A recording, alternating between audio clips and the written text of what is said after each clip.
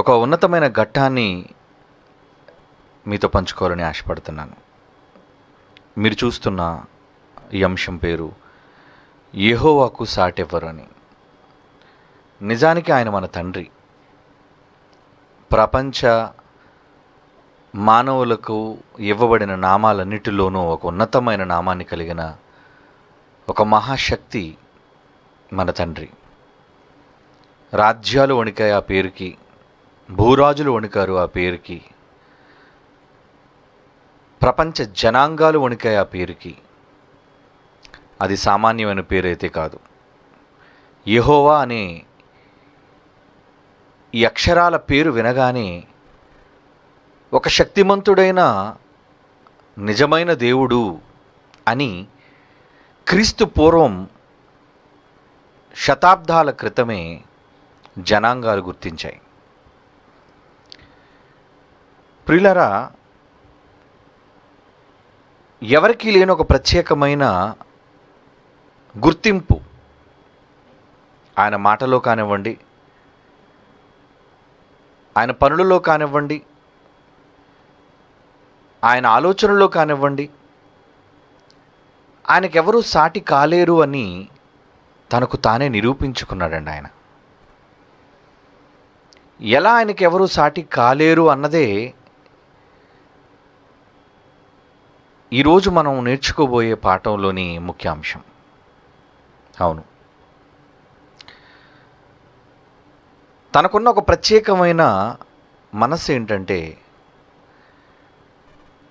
తనను గూర్చి ఈ సమాజం, ఈ ప్రపంచం ఏమాత్రము తక్కువగా ఆలోచించకూడదు అన్నదే ఆయన అభిప్రాయం. ఈ మనస్సును ఆయనే తన గ్రంథంలో బయలుపరుచుకున్నాడు. చూద్దాం, ఒకసారి ఒక మాట చూద్దాం. యెషయా గ్రంథం చూడండి. ప్రవక్తల ద్వారా, పరిశుద్ధాత్ముని ద్వారా ఆయన పలికించిన మాటలు, ఎలాంటి మాటలు పలికించాడు, అందులో తన అభిప్రాయాలను ఎలాగా ఆయన ప్రజలకు బహిర్గతం చేశాడు అన్నది మనం చదువుకోవాలి.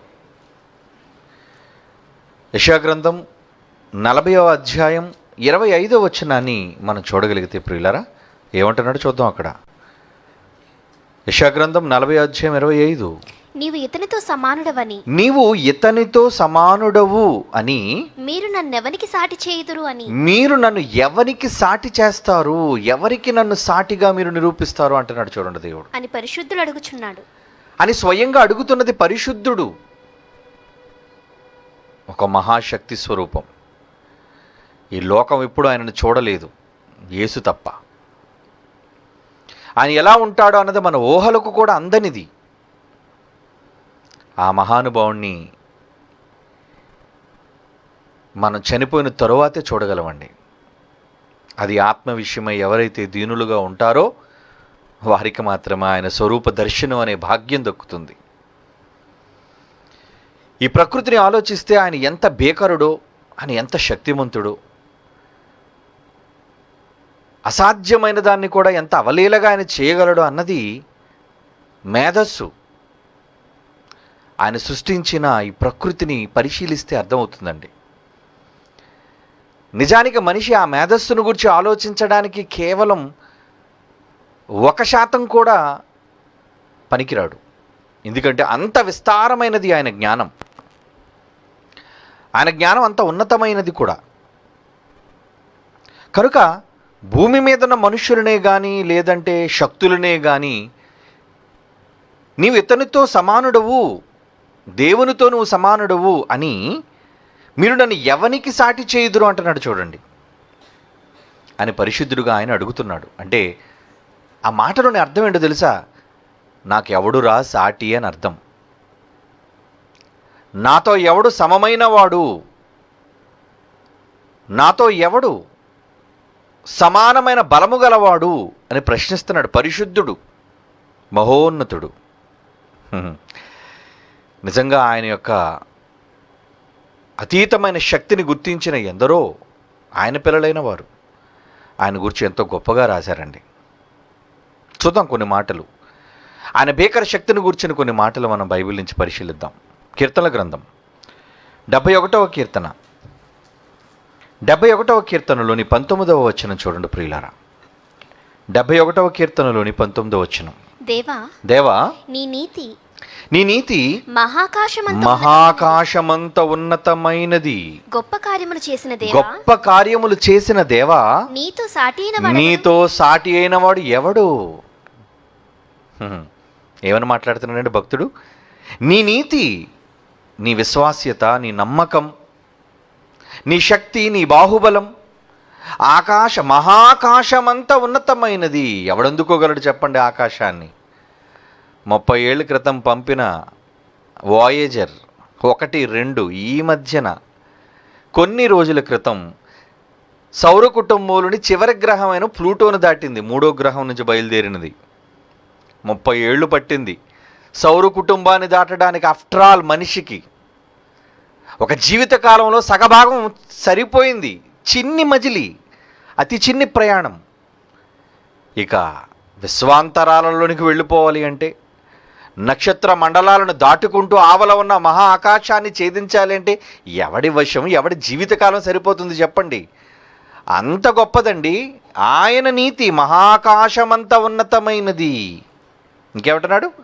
గొప్ప కార్యములు చేసిన దేవా, నీతో సాటి అయిన వాడెవడు? నీతో ఎవడు సాటి? నీలా కార్యాలు చేసినవాడు ఎవడున్నాడు ప్రపంచ చరిత్రలో, మానవ చరిత్రలో? ఒక్కసారి కలుగజేయబడిన ప్రకృతిని చూస్తే నీతో సముడెవడో లేడు, నీతో సమానుడెవ్వడు సరికాడు, ఎవడు నీకు సాటి అని అంటున్నాడండి భక్తుడు. కీర్తనల గ్రంథం, అదే కీర్తనల గ్రంథం 89వ కీర్తన 6వ వచనం చూడండి ప్రియులారా. 89వ కీర్తన 6వ వచనం. మింటను యెహోవాకు సాటి అయిన వాడు ఎవడు? దైవపుత్రులలో యెహోవా వంటి వాడు ఎవడు? అంటే ఆ పేరుకున్న గొప్పతనం అండి. ఒక పేరుకు ఒక్కొక్క ఖ్యాతి ఉంటుంది. ఒక పేరు ఒక జిల్లాని వణికిస్తే, ఒక పేరు ఒక రాష్ట్రాన్ని వణికిస్తే, ఒక పేరు దేశాన్ని శాసిస్తే, ఒక పేరు ఒక ఖండాన్నే శాసించగలిగితే, కొన్ని సందర్భాల్లో ఒక పేరు ఈ ప్రపంచాన్నే శాసించగలిగింది.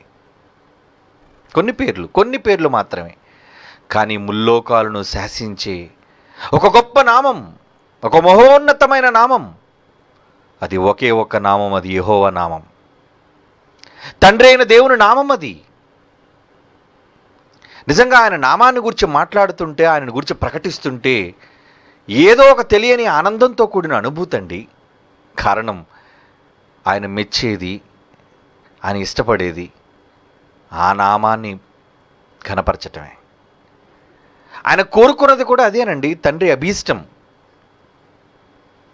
నా నామము ఎంత గొప్పదో దానిని ప్రబలం చేయాలి మీరు. ఆ నామాన్ని ప్రకటించడానికే వచ్చాడండి యేసుక్రీస్తు వారు భూమికి. ఈ ప్రపంచం ఎరుగని తండ్రి యొక్క బలాతిశయాన్ని ప్రకటించడానికి వచ్చాడు యేసుక్రీస్తు వారు. అందుకే అంటున్నాడు, మింటను యెహోవాకు సాటి అయినవాడు ఎవడు? దైవపుత్రులలో యెహోవా వంటి వాడు ఎవడు? ఎవరండి ఆయనకి సాటి గలవారు? దేనిని ఆయనకి మీరు సాటి చేయగలరు? యెషయా గ్రంథం 40వ అధ్యాయం 18వ వచనం చూడండి. యెషయా గ్రంథం 40వ అధ్యాయం 18వ వచనం. కావున మీరు ఎవనితో దేవునిని పోల్చెదరు? ఏ రూపమును ఆయనకు సాటి చేయగలరు? ఏమనుకుంటున్నావు ఆయన రూపాన్ని? గుడిలో పెడితే మరి సరిపడే ఒక చిన్ని 6 అడుగుల ఆకారం అనుకుంటున్నావా ఆయనది? లేదు, నీవేదో ఒక పెద్ద ఆకారాన్ని నువ్వు నిర్మాణం చేస్తే అది అనుకుంటున్నావా ఆయన ఆకారం? కాదు. ఈ లోకం ఏంటి, ఈ ఆకాశ మహాకాశాలేంటి, ఈ విశ్వమే పట్టజాలనంత మహోన్నతమైన ఆకారమైనది. ఆ రూపాన్ని దేనితో నువ్వు సాటి చేయగలవు? ఎందుకంటే దేవుడంటే అర్థం కాని వాళ్ళు ఆయన రూపాలకు ప్రతిరూపాలను తయారు చేసి తండ్రి అయిన దేవుని నామానికి కళంకాన్ని ఆపాదించారండి. ఎందరో దైవపుత్రులు, అంత దేవుని పిల్లలే కదా, వాళ్ళకి అర్థం కాలేదు తండ్రి యొక్క ఘనత ఏంటో. తండ్రి ఖ్యాతి ఏంటో, తండ్రి యొక్క కీర్తి ఏంటో, ఆయన బలం ఏంటో అన్నది అర్థం చేసుకున్నవారు బహుకొద్ది మంది ఉన్నారు భూమి మీద. కనుక అర్థం కాని వాళ్ళు దేనిని పడితే దానిని ఆయన రూపంతో సాటి చేశారండి. ఒకడు ఎద్దు రూపం ఇచ్చాడు, ఏమండి, ఒకడు జంతు రూపం ఇచ్చాడు, ఒకడు పురుగు రూపం ఇచ్చాడు, ఒకడు పక్షి రూపం ఇచ్చాడు. చూదురు కానీ ఎన్ని రూపాలు వచ్చాయో, ఎన్నిటిని ఎలాగో ఆయన రూపాలతో సమమైనవిగా వాళ్ళు చేశారో. మానవ జాతి ఆయనకు సాటి చేశారో చూడండి. అందుకే అడుగుతున్నాడు, మీరు ఎవరితో దేవుని పోల్చుదురు? ఏ రూపమును ఆయనకు సాటి చేయగలరు? ఆయన గొప్పవాడు కదా. ఆయన ప్రతిభను, ఆయన శౌర్యమును, ఆయన బలాతిశయాన్ని ఏదో ఒక భూమి మీద ప్రాకే ఒక చతుష్పాద జంతు 4 కాళ్ళ ఆకారం ఇస్తావా ఆయనకి?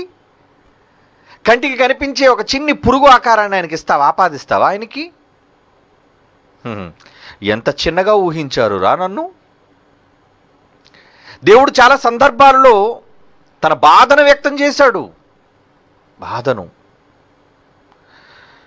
రోమీలకు రాసిన పత్రిక చాలా సందర్భాల్లో మీరు చదివిన ఒక మాటను ఈ సందర్భంలో ఒకసారి చదువుదామండి. రోమీలకు రాసిన పత్రిక 1వ అధ్యాయంలో 23వ వచనం. ఏం చేసింది ఈ మానవ జాతి అని మనం అనుకుంటే, రోమపత్రిక 1వ అధ్యాయం 23వ వచనం, వారు అక్షయుడుగు దేవుని మహిమ. ఏమంటున్నాడు? అక్షయుడుగు దేవుని మహిమ.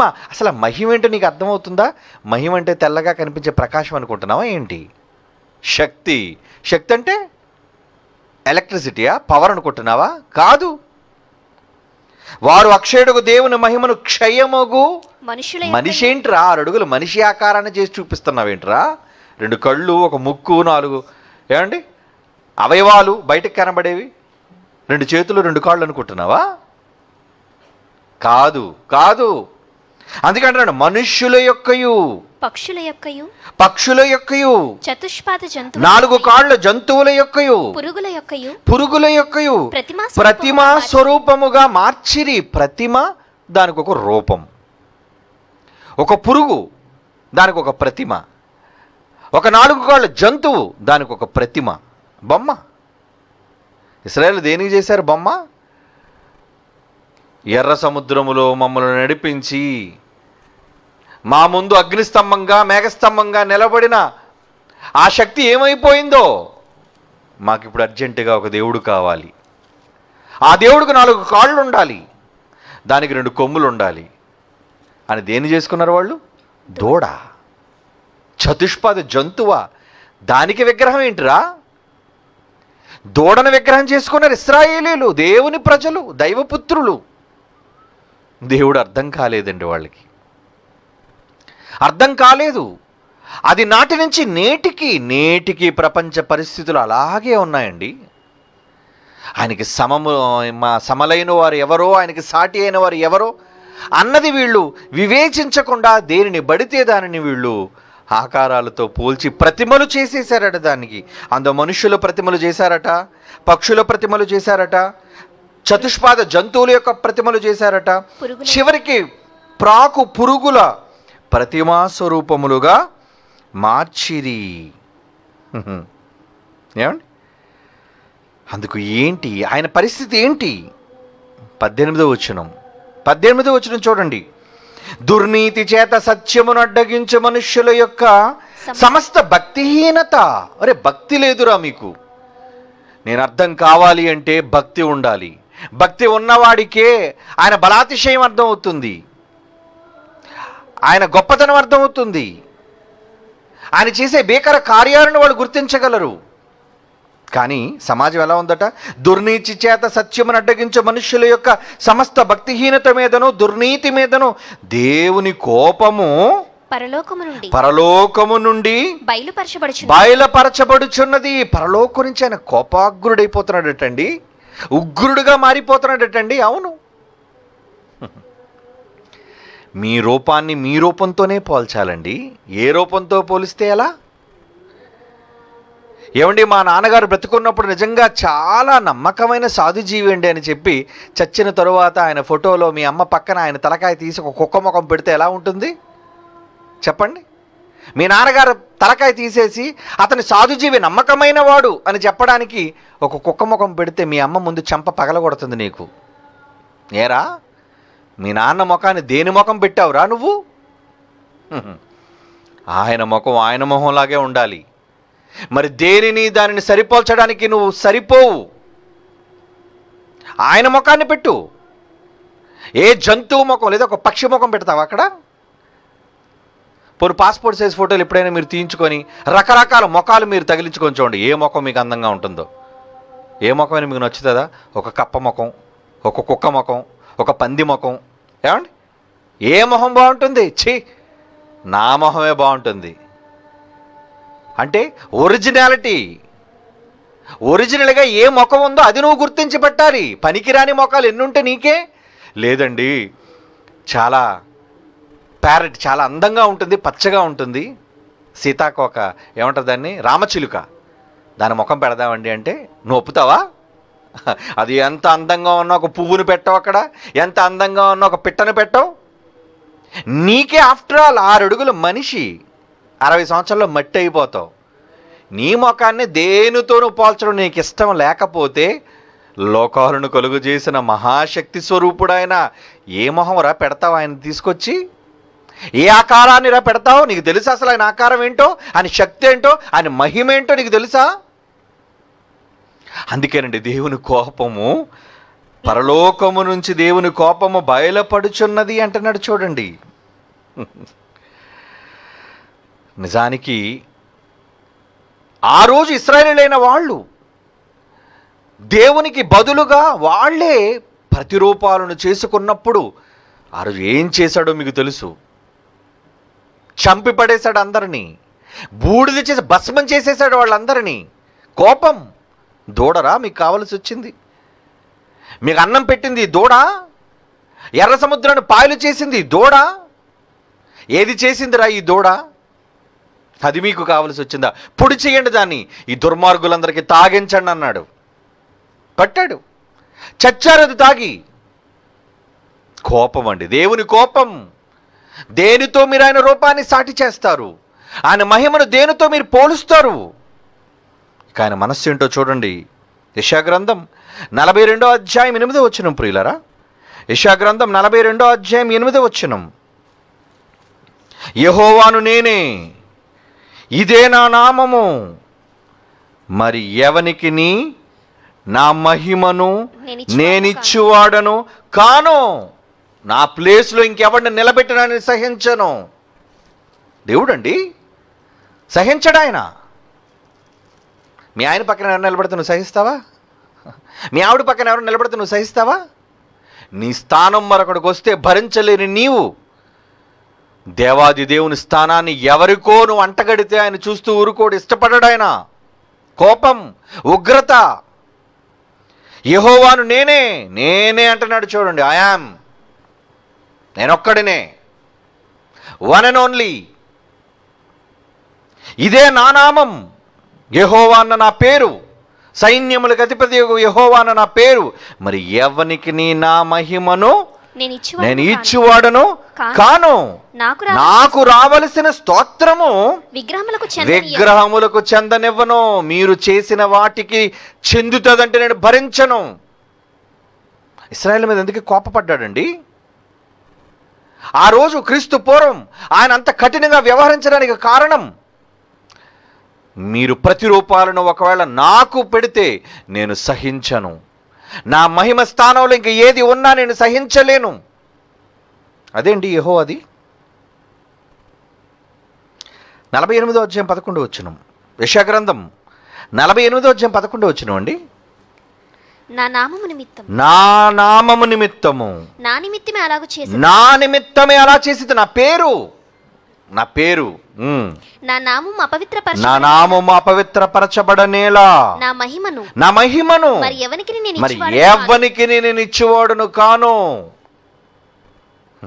ఎంత పట్టుదలండి ఆయనకి. కారణం, ఆయన లాంటి సాటివారు ఎవరున్నారు?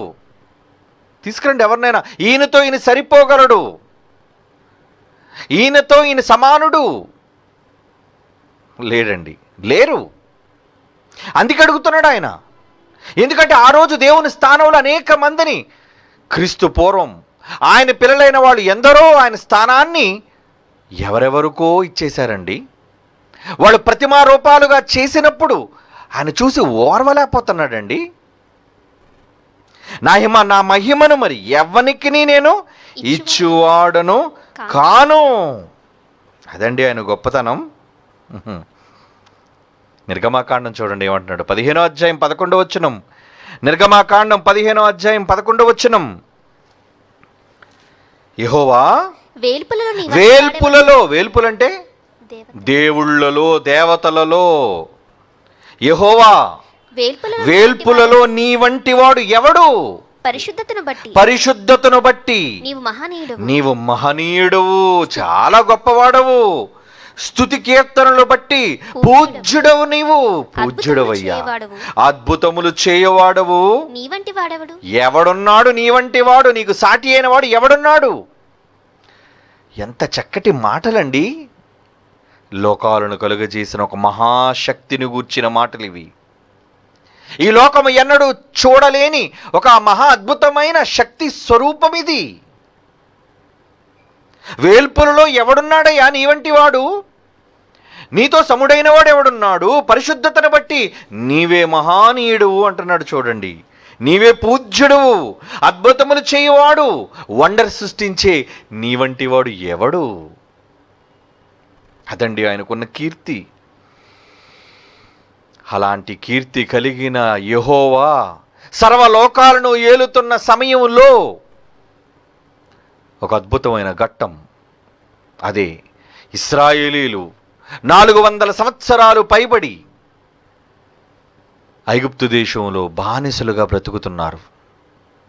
వాళ్ళ మొర, వాళ్ళ విజ్ఞాపన, వాళ్ళ కన్నీటి ప్రార్థన దేవుడు విన్నాడు. మమ్మల్ని విడిపించే విమోచకుడు మాకు కావాలయ్యా, మమ్మల్ని విడిపించవా అని దేవుణ్ణి గోడు పెట్టుకున్నప్పుడు ఒక మహానాయకుడిని పుట్టించాడు. ఆయనే మోషే. ఆ మోషేని పంపాడు, వెళ్ళి నా పేరు చెప్పు వాడికి ఒక్కసారి అన్నాడా? నా పేరు చెప్పు. పేరు చెప్పమంటున్నావయ్యా, తమరి పేరేంటి? ఏం పేరు చెప్పమంటారు వాడు అడిగితే? నేను ఉన్నవాడను. ఏం చెప్పాడు? నేను ఉన్నవాడను. నిర్గమాకాండం 3వ అధ్యాయం 14వ వచనం చూడండి. తన పేరు చెబుతున్నాడు. ఎవడనుకుంటున్నావు? చెప్పరా వాడికి నా పేరు. పేరుకున్న ఖ్యాతి చెప్పు వాడికి నా పేరు.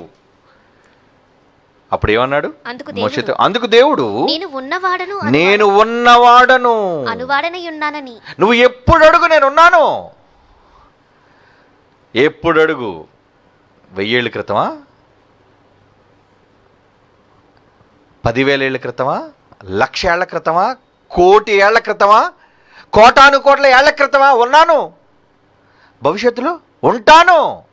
నువ్వు ఎప్పుడు అడిగినా ఉండేవాడను రా, అది నా పేరు. ఉన్నవాడును అనేవాడను. నేను ఎప్పుడు ఉన్నవాడును అనువాడునని కలిపి చెప్పకూడదు. అనువాడను అంటే అనేవాడును అని అర్థం. అనువాడు ఆయన పేరు కాదు. ఉన్నవాడను అనేవాడు, అది ఆయన ఖ్యాతి, ఆయనలో ఉన్న జీవం, ఆయనలో ఉన్న నిత్యత్వం అంటారు దాన్ని. ఎప్పుడు ఎల్లప్పుడూ ఉండేవాడు. చెప్పేవాడికి నా పేరు. మరియు ఆయన ఉండును అనువాడు మీ యొద్దకు నన్ను పంపినని, మీ యొద్దకు పంపాడు. నీవు ఇశ్రాయేలుతో చెప్పవలెను. నువ్వు చెప్పు, ఆ ఇశ్రాయేలుతో, నా ప్రజలతో కూడా చెప్పు. పంపాడండి. వచ్చాడు రాజు దగ్గరికి. రాజు దగ్గరికి వచ్చి నిలబడ్డాడు. ఫరో, నా ప్రజల కోసం నేను విమోచకుడుగా, మెసెంజర్గా వచ్చాను. నేను ఒక మహాశక్తిశాలి, ఒక బలశాలి, ముల్లోకాలను ఏలే ఒక మహోన్నతుడు, ఆయన నన్ను పంపాడు. మోషేని కింద నుంచి పైకి చూసుంటాడు ఆ గుండోడు. ఫరో, ఎవడరా నువ్వు? కర్ర పట్టుకొని వచ్చావు? ఏం కావాలి నీకు? రాజు ఇంటర్వ్యూ దొరకడం అంటే కష్టం అండి. ఎందుకంటే వాళ్ళు ప్రపంచంలో పేరు గడించిన వాళ్ళు. ఈ రోజుకి వాళ్ళు కట్టిన పిరమిడ్స్ అనేది రహస్యంగానే ఉంది. ఎలాగెత్తారా ఇంత పెద్ద, ఈ పెద్ద పెద్ద శిలలు? టెక్నాలజీ లేనప్పుడు, క్రేన్స్ లాంటి యంత్రాలు లేనప్పుడు ఇంత చక్కటి ఆకారాన్ని, త్రికోణాన్ని ఎలా వీళ్ళు సృష్టించారు? ఇప్పటికీ ఏమండి పురావస్తు శాస్త్రవేత్తలకు అందని ఒక ప్రశ్న. అది వాళ్ళ ఖ్యాతి భూమి మీద. ఆఫ్టర్ ఆల్ ఏమండి భూగోళం మీద ప్రారంభించబడిన తొలి నాగరికత వాళ్ళదే. ఈజిప్షియన్ సివిలైజేషన్ అన్నారు దానిని. నైలు నదీ నాగరికత. నైలు నదీ నాగరికత. వాళ్ళు చాలా సిస్టమేటిక్గా బ్రతికారు. అంటే ఆ రోజు భూమి మీద ఉన్న మనుష్యులందరిలో తెలివైన వాళ్ళు అని అర్థం, విజ్ఞులు అని అర్థం. ఈరోజు మన ప్రపంచ దేశాల అగ్రరాజ్యం అమెరికా ఎలాగైతే టెక్నాలజీలో అడ్వాన్స్డ్ దేశం అనుకుంటున్నామో అన్ని దేశాలు ఉన్నాయి, కానీ అమెరికా దగ్గర ఉన్న టెక్నాలజీ ఎవరి దగ్గర లేదు. అలాగే ఆ రోజుల్లో ఫరోల దగ్గర ఉన్న విజ్ఞానం ఎవరి దగ్గర లేదు. అందుకే వాళ్ళ చరిత్ర వెలసిల్లుతుంది. ఎప్పటికీ చరిత్రలో నమోదు చేయబడింది. అలాంటి ఫరో దగ్గరికి వెళితే, ఎవరు పంపారు నిన్ను, ఎందుకు వచ్చావు, నా ప్రజలను నువ్వు పంపాలి అన్నప్పుడు వాడు ఏమంటాడు తెలుసా? ఒక మాట అంటాడు చూడండి. నిర్గమాకాండం 5వ అధ్యాయం 2వ వచనం. ఫరో ముందు నిలబడి యెహోవా పక్షాన ఒక రాయబారిగా వచ్చిన మోషే నాయకుడు ప్రశ్నిస్తున్నాడు. ఫరో ఏమంటున్నాడు చూడండి మోషేతో. నిర్గమాకాండం 5వ అధ్యాయం 2వ వచనం. నేను అతని మాట విని, నేను నువ్వు పంపానంటున్నావే, ఎవరో పంపారంటున్నావు, అతని మాట విని ఇశ్రాయేలీయులను బానిసలుగా ఇన్ని వందల సంవత్సరాలు నా కింద కూలోళ్ళుగా పనిచేస్తున్న వాళ్ళని పంపించడానికి యెహోవా ఎవడు? యెహోవా ఎవడు? నేను యెహోవాని ఎరుగను. తెలీదు నాకెవడో. ఏంటి ఎవడువా? ఎంత పొగర్రా నీకు. యెహోవా ఎవడు? వేల్పులలో అతని వంటి వాడు లేడురా. శక్తిలో ఆయన వంటి వాడు లేడురా. ఘనతలో ఆయనకు సాటెవడు రాడురా. అంత గొప్పోడు ఆయన. ఆయనకి సాటి అయిన వాడు ముల్లోకాలలో ఎవడూ లేడురా. అలాంటి ఆయన పంపితే యెహోవా ఎవడా? ఆయనను పోనిచ్చుటకు, ప్రజలను పోనిచ్చుటకు యెహోవా ఎవడో నాకు తెలీదు. I don't know. తెలీదే పేరు. ఏమిటి జగన్ పేరు రాష్ట్రంలో తెలియకుండా ఉందా? మోడీ పేరు దేశంలో తెలియకుండా ఉందా? ఆఫ్టర్ ఆల్ మనుషుల పేర్లు రాష్ట్రాల్లో మారుమోగిపోతుంటే, ప్రపంచవ్యాప్తముగా ఎందరో పేర్లు మారుమోగిపోతుంటే, ఒక మహాశక్తిశాలి అయిన దేవుని పేరు నాకు తెలియదంటున్నాడు చూడండి. ఎందుకు? పొగరెక్కాడు గనుక, గర్విష్ఠిగా వాడు మారాడు గనుక, అహంకారి గనుక వాడు. మరి ఏం చేయాలి? దేవుడితో ఎవడైనా ఢీ కొడితే, దేవుడితో ఎవడైనా తలపడితే వాడు పొగరు దించినంత వరకు నిద్రపోడు ఆయన. చాలా రోషం. మనిషిగా నీకే ఎంత టెక్కుంటే దేవుడికి ఎంత ఉండాలిరా? ఆఫ్టర్ ఆల్ ఐగుప్తు దేశంలో ఎక్కడో నైలు నది దగ్గర ఒక చిన్న కోట కట్టుకొని అందులో ఒక చిన్న సింహాసనం వేసుకొని 6 అడుగుల ఆకారంలోను నువ్వు ముల్లోకాలను మాట చేత కనుసైగలతో శాసిస్తున్న ఆయనను చూచి ఏం మాట్లాడుతున్నావు? ఎవడా? ఢిల్లీ వెళ్ళి అమిత్ షా ఎవడు అనంటే, మోడీ ఎవడు అంటే ఏం చేస్తారు నిన్ను? వీడు మెంటల్ ఫెయిల్లా ఉన్నాడు వీడు. అలాంటిది ఈరోజు దేవుని పేరు వాడికి తెలియదట. కారణం గర్విష్ఠుడుగా మారాడు. వాడు నమ్ముకున్న దేవుళ్ళు గొప్పవాళ్ళని అనుకొని, ఎవడో యెహోవా దేవుడా, నాకు లేరా, అసలు నేనే దేవుణ్ణి. ఐగుప్తు దేశానికి ఫరోయే దేవుడండి. ఆడే దేవుడు. ప్రజలను శాసించే నేనే దేవుణ్ణి, ప్రజలకు విజ్ఞానాన్ని నేర్పించే నేనే దేవుణ్ణి, ప్రజలకు అన్నం పెట్టే నేనే దేవుణ్ణి అనుకుంటున్నాడు వాడు. మరి అది దేవుడికి, నేను దేవుడిని అనుకుంటున్న వాడికి దేవుడు ఏంటో చూపించొద్దా? చూపించాలండి, చూపించాలి వీడికి. అందుకు దేవుడు ఏమనుకున్నాడు? ఇప్పుడు చూడండి, ఒక నిర్ణయం వస్తుంది ఆయన నోటి వెంబడి ఒక నిర్ణయం. సంఖ్యాకాండం 33వ అధ్యాయం 4వ వచనం చూడండి జాగ్రత్తగా. మన పాఠం సంఖ్యాకాండం 33వ అధ్యాయం 4వ వచనం. ఏంటది? అప్పుడు ఏమంటున్నాడు చూడండి. ఐగుప్తీయుల దేవతలకు అప్పుడు అంటున్నాడు చూడండి, ఐగుప్తీయుల దేవతలకు యెహోవా తీర్పు తీర్చెను. యెహోవా తీర్పు తీర్చెను. ఏం చేశారట? ఐగుప్తీయులకు దేవతలు ఉన్నారటండి. దేవతలు చాలా, ఐగుప్తీయులకి చాలా మంది దేవతలు ఉన్నారండి. దేవుళ్ళు ఉన్నారు, దేవతలు ఉన్నారు. అందుకాడు పొగరెక్కాడు. వాడి పొగరు దించి వాడు దేవతలో కాదు నిరూపిస్తానాడికి, చూపిస్తానాడికి. నా తడాక అప్పుడప్పుడు అంటుంటారు కదా, ఎవడైనా వెళ్ళి మిమ్మల్ని గుర్తించకపోతే నన్ను గుర్తించలేదా, అయితే చూపిస్తాను నేనేంటో. మనుషులకి కోపం వస్తే దేవుడికి రాదా?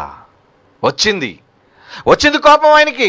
చూపిస్తాను నేనేంటో అని ఎవరికి చూపిస్తానంటున్నాడు చూడండి. అప్పుడు ఐగుప్తీయుల దేవతలకు యెహోవా తీర్పు తీర్చి. నిర్గమాకాండం 12వ అధ్యాయం చూడండి. నిర్గమాకాండం 12వ అధ్యాయం 12వ వచనం. నిర్గమాకాండం 12వ అధ్యాయం 12వ వచనం. ఆ రాత్రి నేను ఐగుప్తు దేశమందు తిరుగుతాను. నేను ఐగుప్తు దేశమందుల మనుష్యులలో గాని జంతువులలో గాని తొలి సంతతి అంతయు హతము చేసి ఐగుప్తు దేవతలందరికీ తీర్పు తీర్చెదను. నేను యెహోవాను. ఎవరు అనుకుంటున్నావు నన్ను?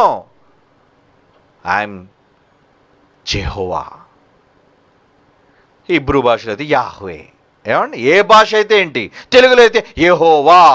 సైన్యములకు అధిపతిగా యెహోవా. చూపిస్తాను నా తడాక ఏంటో, చూపిస్తాను నా దెబ్బ ఏంటో వీళ్ళకి. ఏమంటారండి? హతము చేసి ఐగుప్తీయుల దేవతలందరికీ. ఏమంటే దేవతలకు చూపిస్తానంటాడేంటి? ఆ మాట చూడండి. ఐగుప్తీయుల దేవతలందరికీ తీర్పు తీర్చెదను. బికాజ్ నేను యెహోవాను, ఐఎమ్ ద గాడ్. నేను దేవుణ్ణి, వాళ్ళ దేవుళ్ళేంటి? వాళ్ళు దేవుళ్ళు కారని నిరూపిస్తాను. నేనే దేవుణ్ణి నిరూపించుకుంటాను. చూసారా, నిరూపణ వచ్చేసరికి ఎంత రోషం వచ్చేసింది ఆయనకి. నేను దేవుణ్ణి కానా? నేను ఎవడోనా? ఎరా, నీకు దేవుళ్ళు ఉన్నారా? నీ దేవతలు ఉన్నారా? నీకు వాళ్ళంతా నీకు గొప్పోడ్రా ఫరో? చూపిస్తానురా. నువ్వు నమ్ముకున్న దేవతలు గొప్పవో లేదు, ఈ ముల్లోకాలు కొలిచే నాతో సాటి అయిన వాడు ఎవడు లేని నేను గొప్పవాడినో నేను చూపిస్తానురా నీకు అనుకు డెసిషన్ తీసుకున్నాడండి ఆయన. అవును, నిజంగా ఐగుప్తు దేశము మీద ఫరో వాడి సముఖానికి మోషే ద్వారా రప్పించిన 10 తెగుళ్ళలోని ఆంతర్యం మీరు తెలుసుకోవాలి.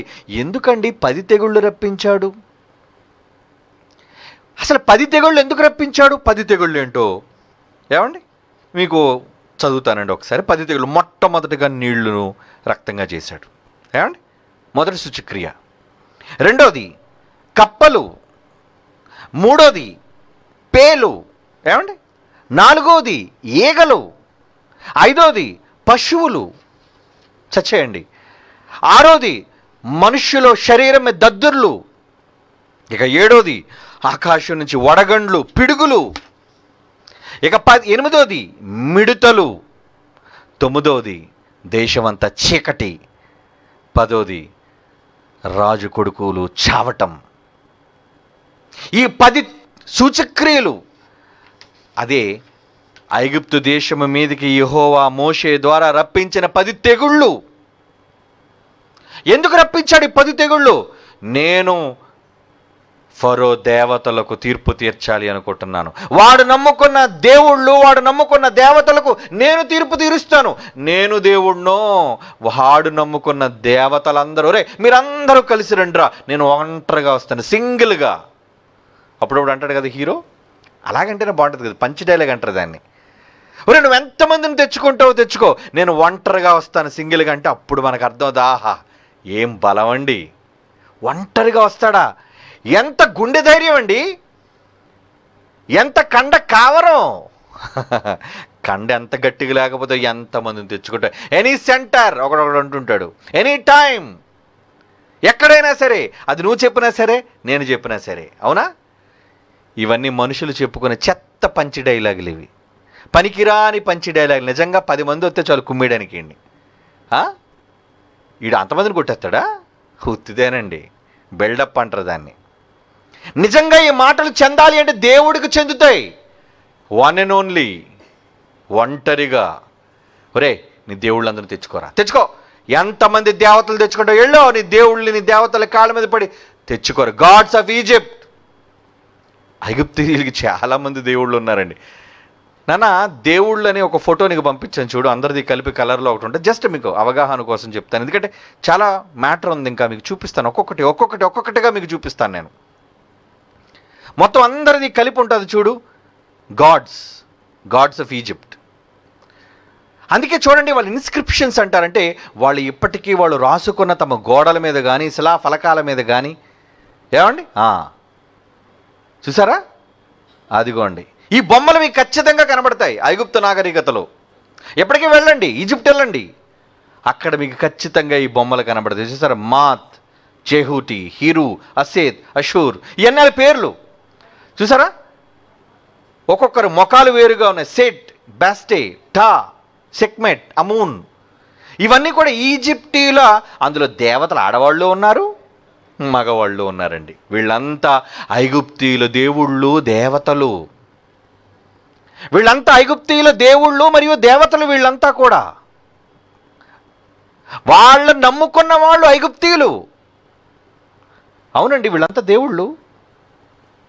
వీళ్ళకి తీర్పు తీరుస్తానన్నాడు. ఏరా, మీరు నమ్ముకున్నది వీళ్ళని రా. ఆడ మొహం ఏంట్రా అలా ఉంది, దాని ముఖం ఏంట్రా అలాగ ఉంది కర్రీగా, అవునా? ఆ మధ్యదాని ముఖం చూడండి, బ్యాస్టెట్ అనేది చూడండి. పిల్లి ముఖం ఏంట్రా దానికి, కప్ప ముఖం ఏంట్రా దానికి, ఒరే పక్షి ముఖం ఏంట్రా నీకు. అంటే వీళ్ళు దేవుళ్ళని ఎలా చేసుకున్నారు? ఇందాక మీరు చదివారే రోమిలికి రాసిన పత్రిక, ఏంటది?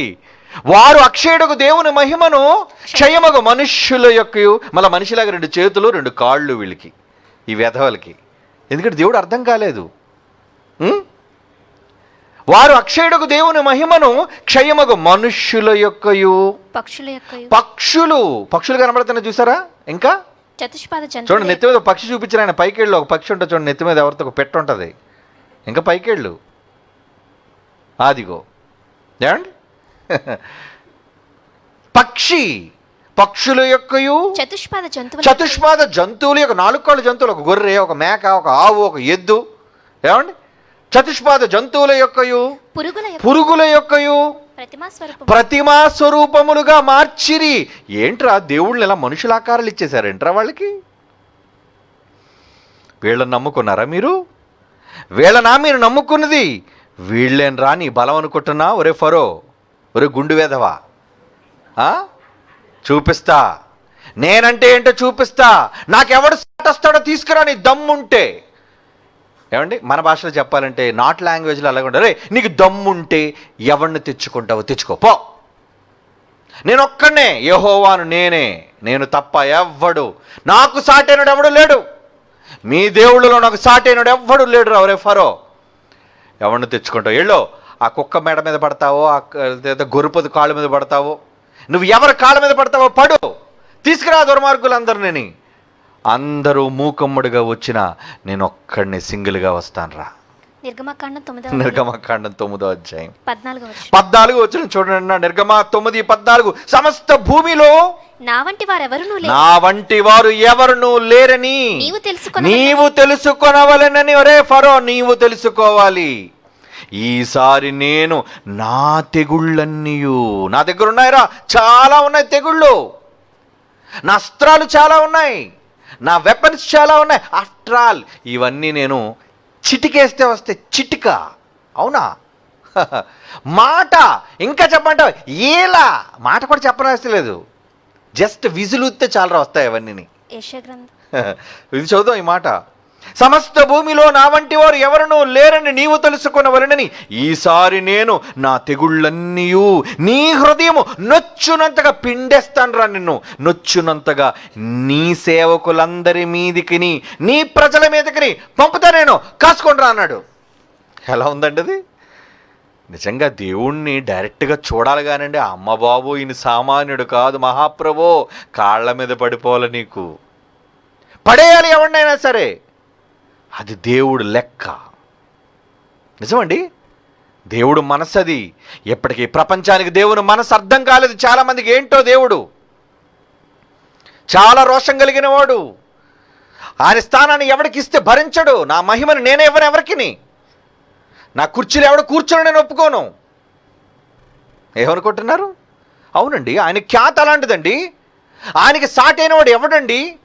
యెహోవాకు సాటి అయినవాడు ఎవరు అంటే ప్రపంచం ఉన్న వాళ్ళందరూ కట్టకట్టుకొని వచ్చిన ఎవ్వడు ఆయనకు సాటి అయినవాడు లేడని ఆ రోజు సవాలు విసిరాడు దేవుడు. వాడికి ఎవడికి? ఐగుప్తు నాగరికత, నైలు నది నాగరికత, వెర్రవీగుచున్న ఫరో. ఎరా, నీ దగ్గర ఇనుప రథాలు ఉన్నాయా? నీ దగ్గర పనులు ఉన్నారనుకుంటున్నావా? ఎవడూ కట్టలేని గొప్ప గొప్ప మందిరాలను, గొప్ప గొప్ప కట్టడాలను నేను కడతాను నువ్వు అనుకుంటున్నావురా? అయితే కాసుకోరా, నా తెగుళ్ళు పంపుతున్నాను. నీ హృదయం నొచ్చుకున్నంతగా చాలా బాధపడిపోతారు. అరే, ముందే చెప్తున్నాను. నిజంగా మాట చూడండిరా, దేవుడు ఎంత ఆవేశంతో చెబుతున్నాడో. నిర్గమాకాండం 9:14, సమస్త భూమిలో నా వంటి వాడు ఎవడనూ లేడు అని నీవు తెలుసుకొనవలని నీకు తెలియడం కోసమే చేస్తున్నాను రా. ఇదంతా నువ్వు తెలుసుకోవాలి. నీవు తెలుసుకొనవలని ఈసారి నేను నా తెగుళ్ళు అన్నీయూ ఇప్పుతాను. నా అస్త్రాలన్నీ నీ హృదయం నొచ్చుకున్నంతగా నీ సేవకుల మీదకి, నీ ప్రజల మీదకి. నా ప్రజలు ఉన్నారు పక్కనే గోషేన్ దేశం అనే చిన్న పట్టణం. పనుళ్ళు అందరూ, నువ్వు అనుకున్నావే పనుళ్ళు బానిసలు అనుకున్నావే. ఐగుప్తు దేశంలో నీ వాళ్ళు ఉన్నారు, గొప్ప గొప్ప వాళ్ళందరూ పెద్ద పెద్ద అంతస్తులు భవనాలు కట్టించుకొని. నా వాళ్ళు చిన్న చిన్న డేరాలు కట్టుకుని ఉన్నారే, పేద ప్రజలు అని అనుకుంటున్నావు. నువ్వు బానిసలు అనుకుంటున్నావు. వాళ్ళ మీద ఈగ కూడా వాళ్ళనివ్వనరా, ఈగ. కానీ వాళ్ళని అలాగా కాపాడి నీకు తొక్క తీసేస్తాను రా అన్నాడు. నిజమండి, జరిగిన 10 తెగుళ్ళలో ఇశ్రాయేలుకి ఏమాత్రము తాకలేదండి ఏదిని. ఐగుప్తు దేశం అంతా గజ గజ గజ వణికిపోయిందండి, వణికిపోయింది. అందుకే ఏమన్నాడు? ఐగుప్తీల దేవతలకు నేను తీర్పు తీరుస్తాను. దేవతల ఏమండి? 10 తెగుళ్ళు ఇస్తే దేవతలకు ఎలా తీర్పు తీరుస్తాడండి ఈయన? 10 తెగుళ్లకు దేవతలకు ఎలాగండి తీర్పు తీరుస్తాడు ఈయన? అదే మన పాఠం కదా. టైం అయిపోయింది మరి. ఒక్కొక్క దానికి ఒక్కొక్క దేవత ఉందండి. జస్ట్ మీకు శాంపుల్గా ఒక 2-3 చూపించి వదిలేస్తాను. నెక్స్ట్ వీక్ దీన్ని కంటిన్యూ చేసుకుందాం, ఓకేనా?